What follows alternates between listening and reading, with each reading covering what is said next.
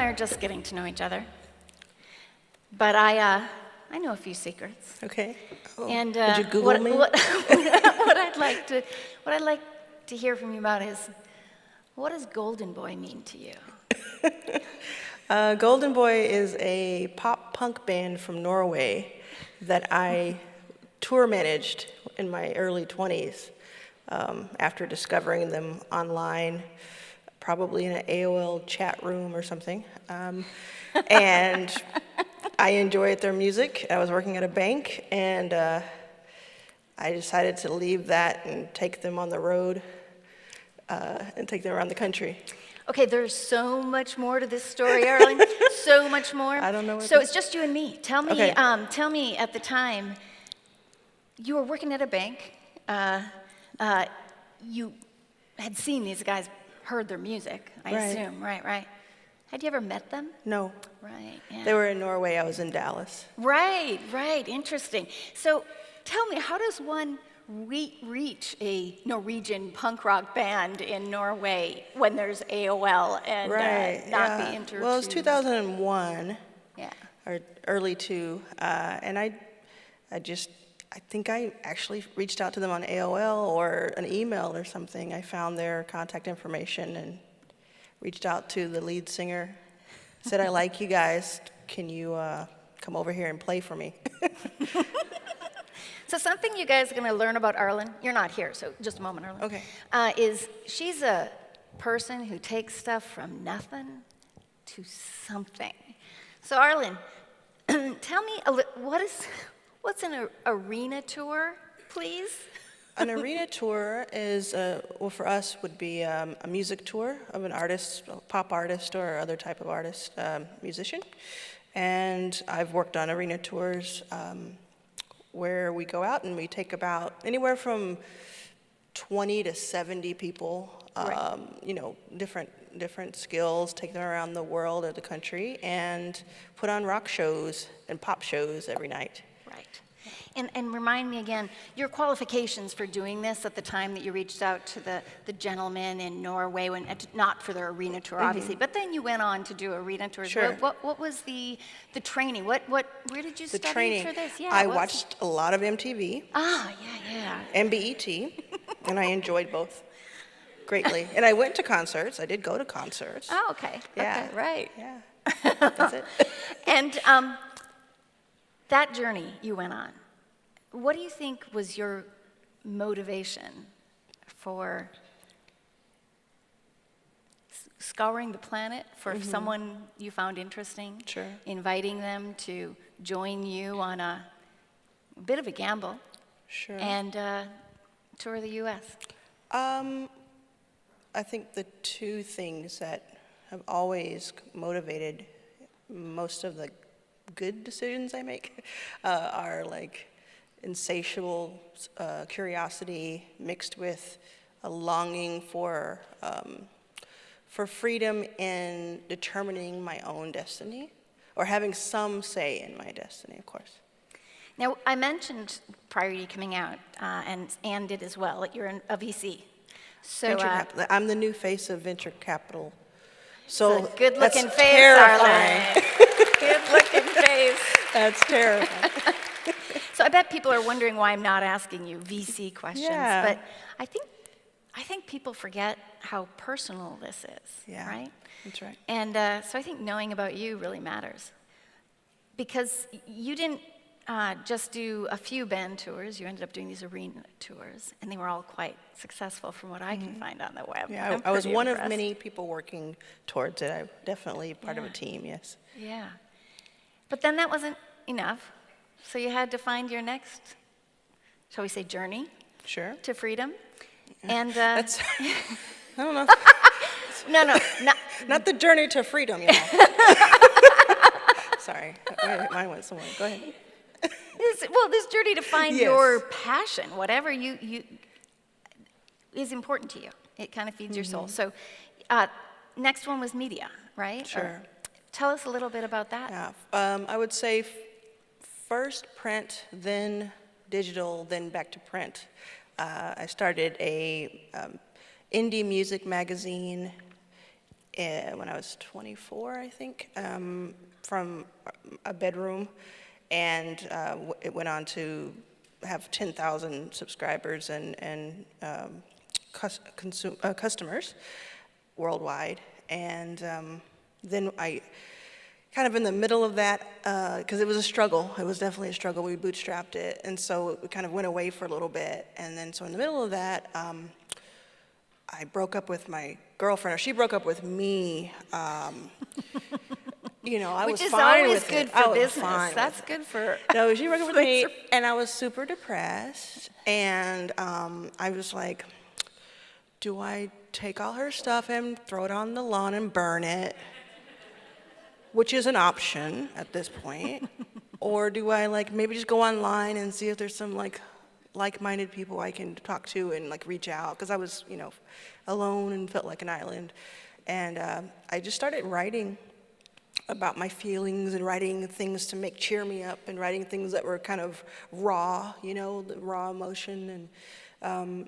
And people started paying attention. So that blog was called Your Daily Lesbian Moment, and it went on to have 50,000 readers per month, unique readers per month, again, around the world, which was kind of a theme for a little bit of a theme. Yeah, for it was you. always Yeah. like we could reach people, you know, from all corners. Once again, what was your training to create this massively global online community of interesting and interested people? Well, the training for Your Daily Lesbian Moment blog was being hella gay and typing fast. I could type. Well, yeah, you didn't mention your typing yet, Yeah, and I can- happen to yes. know your mother is very proud of your typing. Yeah. Oh, I hope my mom sees that part. Like my mom is amazing. You know, goes without saying, but no matter what I do, you know, and this is good and bad, right? No matter what I do, her claim to fame when she talks about me, and it may have changed recently, but for the first 30 so years, it was that I could type really fast. She's just really proud of that. That's your tweet? Arlan Hamilton types really fast. Yeah, Arlan was here on Twitter, is where I am. But yeah, that's she was really proud. I think she thought of it as something that was, you know, it was stable, and I think also, if I really think about it, it's probably something that she's not very good at, and so she was just kind of proud that I could do that. Well, your mom is an enduring theme in your life generally, Sure. as someone who had your back, and you know that's not unusual for us as women to Yeah. have that. But I think it's really beautiful when it kind of transcends all of our journeys and stays with us. Is there anything that you find particularly grounding in your relationship with your mother that has... I don't know if my relationship with my mom is a grounding. I think it's the opposite, actually. My mom is a dreamer, and she's she gave me that freedom. You know, she gave me that freedom to dream bigger and brighter than even she had before, which was already saying something. So it was definitely her saying, "Sure, go to Norway and meet these 5 gentlemen with mohawks." Can you guys Google Golden Boy? They're on YouTube. They're lovely guys. And They're wonderful guys, fathers and husbands today. But at the time, you know, it was things like that where other people would say, you know, is that a smart idea? No, it could have gone another way, perhaps. But I just think my mom has always been, she's just always had the greatest imagination and never wanted to kind of stifle. You know, Trump, I knew I'd have a reason to bring him up. There's something about him that says, and no offense to anyone who enjoys him, but there's something that says, something that Ivanka said, his daughter said, that he used to like put his skis out while they were racing so that he would win. What? You know, yeah, that's like on another record. reason to... But if you think about it, take away everything else about him. But it's like the complete opposite of that. You know, when we have parents who don't stifle what we want to do, and they don't want to. There's sometimes parents will, you know, see themselves in you, and they want to kind of compete a little bit. That happens sometimes, or they want to protect you so much that they don't let you have the wings. And my mom like attached a jetpack to my back. She's like, go, just go as far as you can. I do love those moms. I want to fast forward to your current wave. Okay. Because this is a really interesting time in venture for a lot of reasons, but I think the most exciting for me is that you exist in venture. As someone who's been investing for 20 years, you're only the second Black VC female who I've ever met with. Yeah. And I've been meeting with a lot of VCs. Yeah. Now, there have been a few men, I think 5 of them. There are a few, a few, and not enough.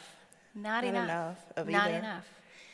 So it matters that you're in my universe and that I'm building a relationship with you. So what I'd love to hear about is what brought you to venture? What are you doing in venture? And tell me what excites you as you look at your new wave of opportunity in venture. So today, Backstage Capital is the fund that I started a couple of years ago, and now we have a wonderful crew of people that work with us. We've now invested about $2 million across 45 companies, 45 as of Monday, actually. And it's all kind of from scratch, you know, being an outsider. I was in Texas when I started it and didn't know anyone in Silicon Valley. Now I know a lot For those of of you who people don't know in how Silicon far Texas is from Silicon Valley, it's about as far as you can get philosophically at least, right? It's very true. Yeah, it's very true. I think San Jose is as far. Right, right. But yeah, it was definitely just completely from scratch. And I started it just, again, out of curiosity at the beginning. And then just like working with companies and of all profiles, and then seeing that there was a disparity in the funding and kind of, you know, being shocked by it, because it was when I first discovered what Silicon Valley was, like the place and the state of mind, I was really excited, and I still am, but I was really like, you know, new to it, and I thought this was like the promised land. This was my planet that I've been searching for all this time, because it was innovative and you could risk-taking and you can be who you want to be. But then it became clear the more I looked that there was a lot of room for improvement when it came to the diversity and the access and who was getting funded. And so I started by writing about it, because I can type fast. I started by writing about it, blogging about it. And I was met with a lot of people who were saying, like a lot of well-meaning Caucasians. Is that we can say that? Okay. I think yeah. you can. I think you can. And they, you know, they were like. Pale also works. You Oh, know, no, I've I heard. would How never many say times that. have you heard pale? I would never say that. But it was a lot of white, well-meaning white folk who said, you're right, this is great, you know, come on to my office. And mostly men, I mean, 90% men, come to my office, we'll talk about it. And I'm like, great, you know, I should pick out the color for my office, or like, you know, I can, you know, answer phones for you, I can bring you the people that I'm meeting. It was nothing like that. It was, you know, pat on the head. I tweeted at you, so people think I'm woke, and now I can go back to sleep. You know? And it became very clear to me that if I wanted it to see the change, I would probably have to be at least 1/100th of it. Yeah. Right.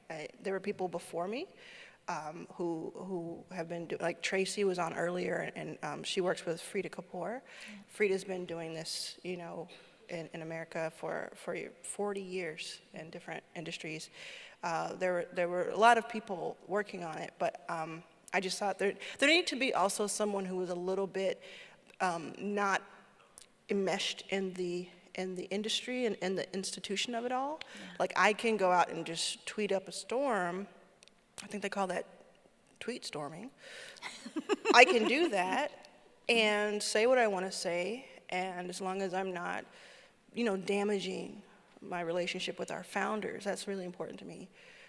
I can be pretty open, and a lot of people write to me and say that they're not able to do that for whatever reason, and so you know, I'm happy to continue doing that. Well, let's talk a little bit about that portfolio, because you know, I know that you have some amazing entrepreneurs in there, having looked at it. So just talk broadly about what you're looking at, and what are you loving, and tell us about the portfolio. So Backstage is sector and industry agnostic by design for these first two funds. We're in our second fund right now.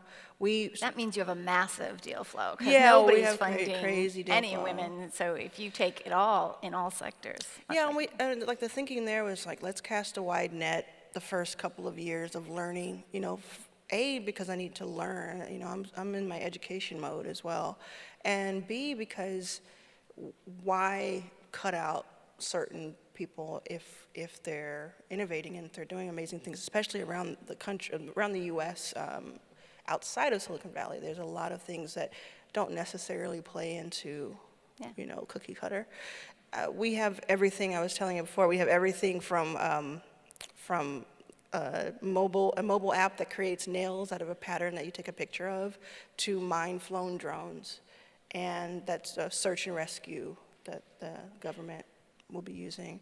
We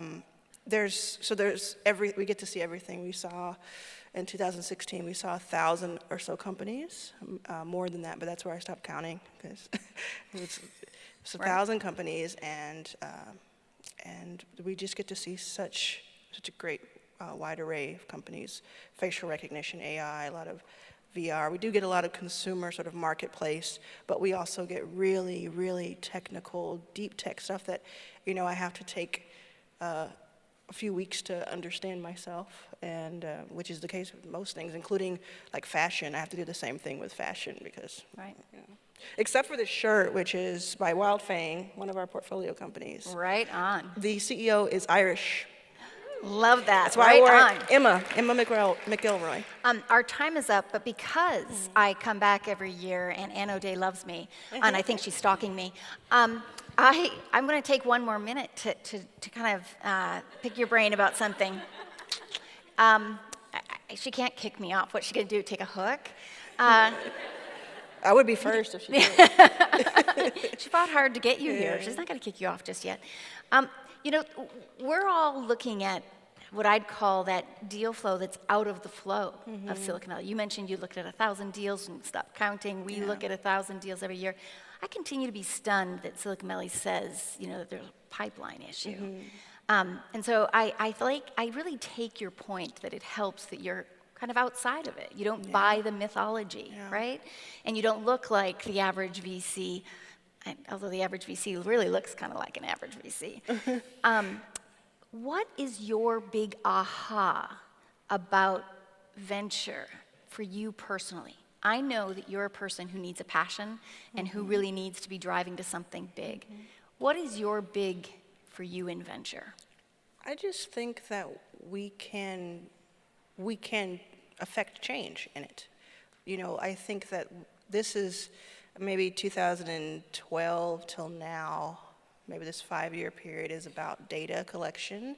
It's about recognizing the problem, acknowledging the problem, a lot of that. And then I think the next 5 to 10 years are going to just be amazing for all types of founders. So the idea that, you have to break ground in order for something to be built. And I think that's what we're part of. Backstage, and a lot of people that are on the stage are part of breaking the ground, so that the people in the audience who are wondering how to get in, they now can see examples of themselves. Right. I don't know if there's another like black gay chick out there that's VC, but you know what I mean.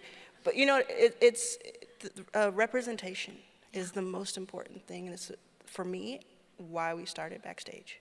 Well, Arlan, I'm really grateful that I've got to know you these past few days and that you've joined me in this conversation. It was just you and me. Yeah. I was hearing voices. Is that cool? Yeah, that's cool that you're hearing Okay, voices. okay, cool. Yeah. The stuff you gave me was wonderful. I really can't wait till we invest together. Yes, thank you so very much, Thank you Arlan. very much.